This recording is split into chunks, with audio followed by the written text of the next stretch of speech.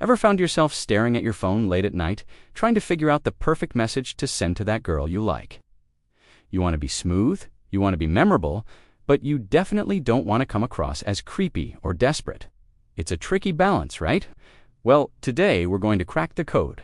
We're diving deep into the art of nighttime texting, giving you the tools to not only get her attention, but to keep her thinking about you long after she puts her phone down. Forget those generic, "Hey, you up?" messages. We're going to level up your game with strategies that are genuine, respectful, and incredibly effective. By the end of this video, you'll know exactly what to say and when to say it to build that connection and leave a lasting impression. So grab your phone, get comfortable, and let's get started. First things first, timing is everything. There's a sweet spot for nighttime texting, and it's usually not at 2 in the morning. A message that late can sometimes give off the wrong vibe, like you're only thinking of her as a last resort or for a late-night hookup. Instead, aim for a more reasonable hour, maybe between 8 p.m. and 11 p.m. This is typically when people are winding down from their day, relaxing, and are more likely to be on their phones and open to a good conversation. Sending a message during this window shows you're thinking of her, but it also respects her time and her sleep schedule.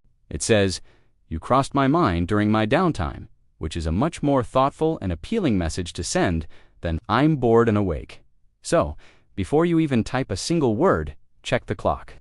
Getting the timing right is your first step to success. Okay, so you've got your timing down. Now, what do you actually say? Let's ditch the boring openers. "Hey, what's up?" or WYDR conversation killers. They're lazy. They put all the pressure on her to carry the conversation, and honestly, they're just forgettable. You want to stand out, right? So start with something that has a bit more substance. A great way to do this is by referencing something you've talked about before. Maybe you both love a certain TV show. You could say, "Just started the new season of that show we were talking about. The first episode is crazy. Have you seen it yet?" This immediately creates a shared connection and gives her something specific and easy to respond to. It shows you listen and remember details about her, which is a huge plus. It's personal, it's engaging, and it's 1,000 times better than a simple "hey." Another powerful opener is to share a little piece of your world. Instead of asking what she's up to, tell her what you're doing in an interesting way. For example, "Just got back from the gym and I'm attempting to cook a new pasta recipe. Wish me luck, it might end up being a culinary disaster." This is great for a few reasons. It's visual, it's a little bit vulnerable and humorous, and it gives her an easy way to jump in. She can ask about the recipe, joke about your cooking skills, or share what she's having for dinner. You're not putting her on the spot. You're inviting her into a lighthearted moment in your day. It feels natural and low pressure, which is exactly the vibe you want to create for a comfortable and fun conversation to blossom. It's about sharing, not just asking. Once the conversation is flowing, your next mission is to keep it interesting. The key here is to ask open-ended questions. These are questions that can't be answered with a simple yes or no. Instead of asking, "Did you have a good day?" which will likely get you a "Yeah, it was okay," try something like, "What was the best part of your day today?" or "What's something that made you laugh today?" These types of questions invite her to share a story, an emotion, or a detail about her life. It shows you're genuinely interested in her experience, not just checking a box. It also gives you more material to work with to keep the conversation going. You can ask follow-up questions about her story, share a related experience of your own, and really build a meaningful back and forth.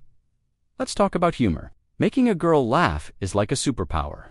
It's one of the fastest ways to build rapport and create a positive association with you. When she sees your name pop up on her screen, you want her to smile. You don't have to be a professional comedian, just be playful. Send a funny meme or a GIF that relates to your conversation. Gently tease her about something in a lighthearted way. For example, if she says she's a terrible singer, you could joke, "Okay, we'll have to schedule our karaoke night for sometime in the next century then." The key is to keep it light and fun.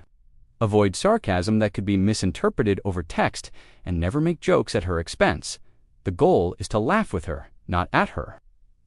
A shared sense of humor is incredibly attractive and makes your conversations something she'll look forward to. Now, a very important point. Know when to end the conversation. This is where so many guys go wrong. They think they need to text for hours and hours to show they're interested. But in reality, Leaving the conversation on a high note is far more powerful. You want to leave her wanting more, not feeling drained or bored. If you notice her replies are getting shorter, or the time between her messages is getting longer, it's probably a sign she's getting tired or busy. Don't try to force it. Be the one to end it. You can say something like, "Well, I should probably get some sleep so I'm not a zombie tomorrow. It was really great talking to you though.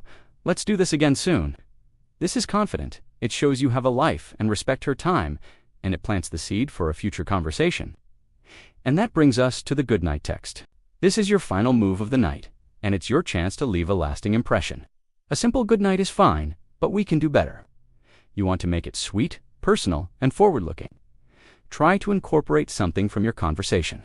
For example, if you were talking about a movie she wants to see, you could say, "Good night. Hope you dream about us saving the world from aliens tonight. Talk to you tomorrow."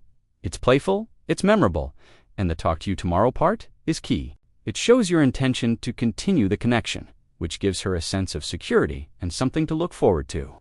Another great option is a simple and sincere compliment, like, "Hey, I'm heading to bed, but I just wanted to say I really enjoyed our conversation tonight. You're so easy to talk to. Sleep well." It's genuine, it makes her feel good, and it ends the night on a perfect, positive note. Let's do a quick recap of the do's and don'ts. Do text at a reasonable hour. Do start with a strong, personalized opener. Do ask open-ended questions and use humor. Do know when to end the conversation on a high note. And do send a sweet and memorable goodnight text. Now for the don'ts. Don't send late-night "you up" texts out of the blue. Don't use boring one-word openers. Don't ask closed interview-style questions. Don't drag the conversation on until it dies a slow, painful death. And please, don't send multiple texts in a row if she doesn't respond right away. People get busy, phones die, things happen. Be patient and give her space. Desperation is never a good look. The ultimate goal of texting a girl at night is not just to have a single good conversation. It's to build momentum and transition that connection from the digital world to the real world. Your nighttime texts are the perfect opportunity to plant the seed for a date. If the conversation is going well and you've built a good rapport, you can casually bring it up. For instance, if you're talking about your shared love for coffee, you could say, "You know, there's this amazing coffee shop downtown I've been wanting to try. We should go check it out together sometime this week."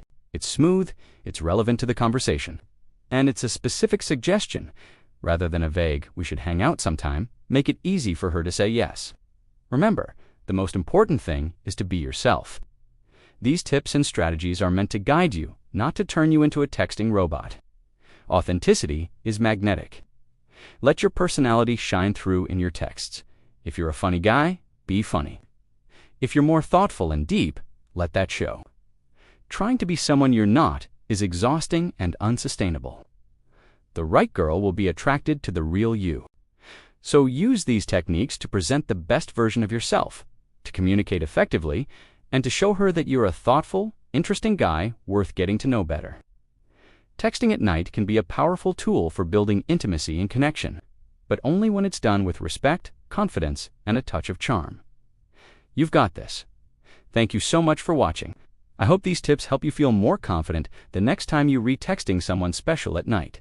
If you found this video helpful, do me a huge favor and hit that like button and subscribe for more content just like this. And I'd love to hear from you in the comments. What's the best or worst late night text you've ever received? Let's share some stories. Thanks again, and I'll see you in the next one.